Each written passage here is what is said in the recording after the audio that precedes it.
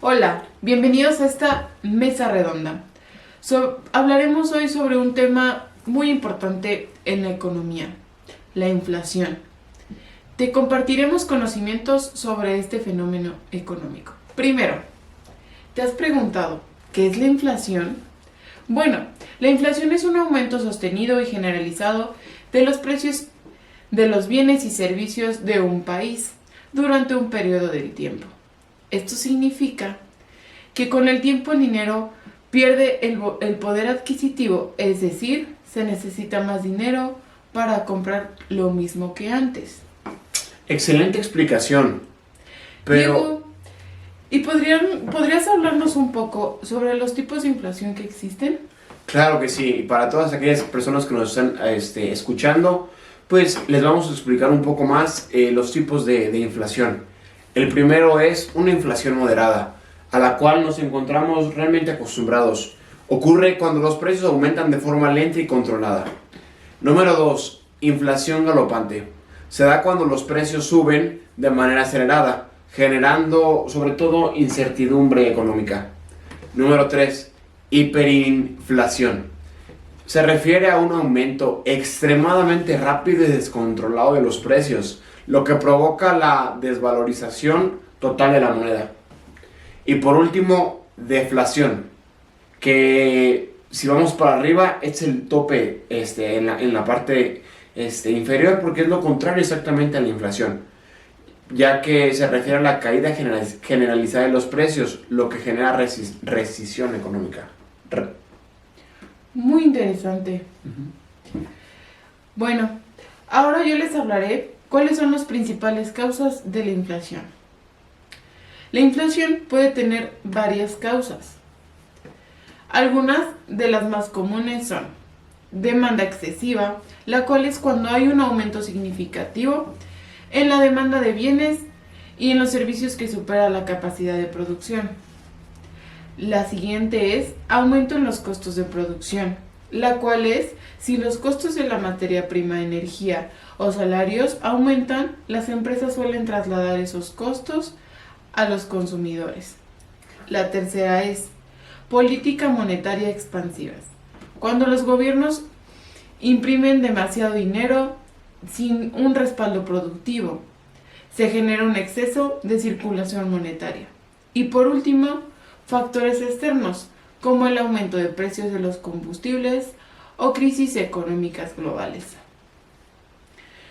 Comprender las causas es muy fundamental, ¿no crees, Diego? Sí, claro, es de suma importancia, pero al momento de saber sus causas, también deberíamos saber sus consecuencias. Claro.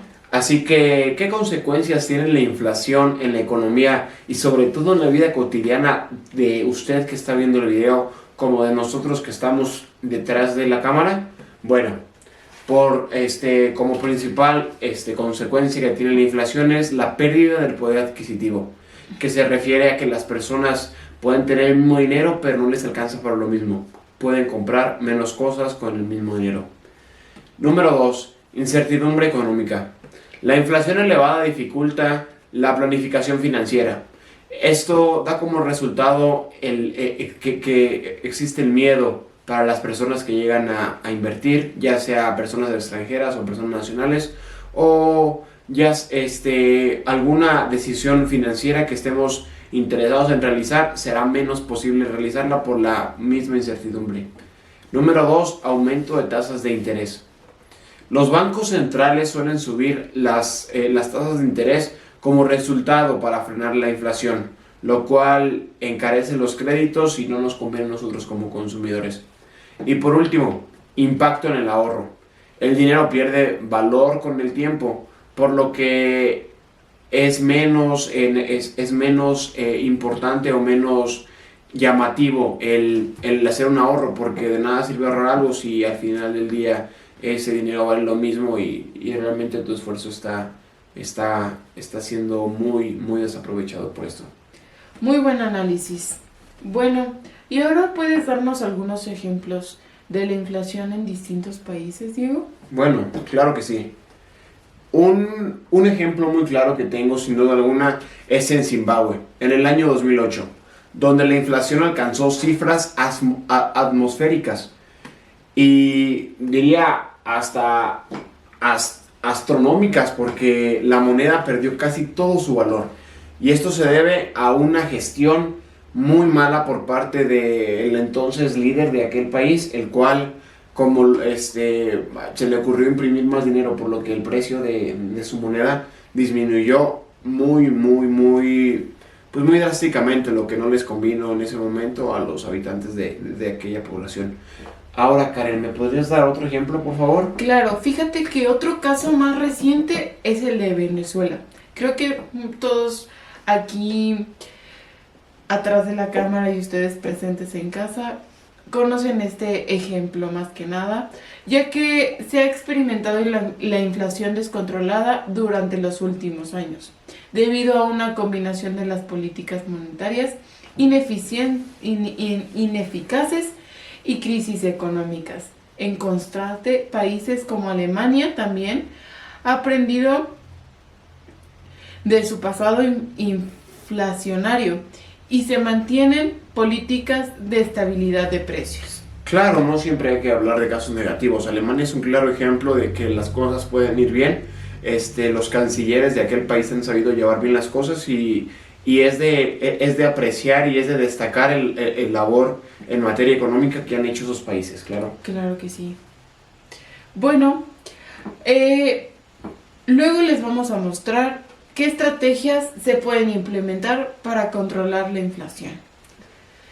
Mi compañero Diego les va a dar 2 estrategias y yo les hablaré de otras 2. Bueno, claro, gracias. Para iniciar, las primeras estrategias y más comunes es políticas monetarias restrictivas. ¿Qué quiere decir? Reducir la oferta de dinero mediante el aumento de tasas de intereses. Esto hace que al hacerlo más escaso, pues llegue, prolongue o no, pues se genere una evaluación mayor por la escasez de la misma moneda. Y por último, control del gasto público, es decir, evitar el déficit fiscal y regular el gasto del gobierno.